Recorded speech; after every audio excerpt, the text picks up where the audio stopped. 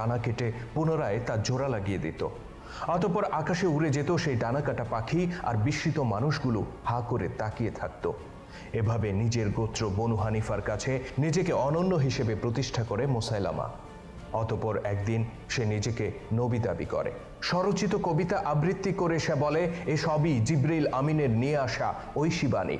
তোমাদের মধ্য থেকে আল্লাহ তাআলা আমাকে নবী হিসেবে বেছে নিয়েছেন, ঠিক যেভাবে কুরাইশদের মধ্য থেকে তিনি বেছে নিয়েছেন মুহাম্মদ সাল্লাল্লাহু আলাইহি সাল্লামকে। বনু হানিফার লোকেরা তার এই দাবিকে বিশ্বাস করে নেয় আর তাকে মেনে নেয় নিজেদের নবী হিসেবে। নবী মুহাম্মদ সাল্লাল্লাহু আলাইহি সাল্লামের ইন্তেকালের পর শুরু হয় স্বধর্ম ত্যাগীদের ফিতনা।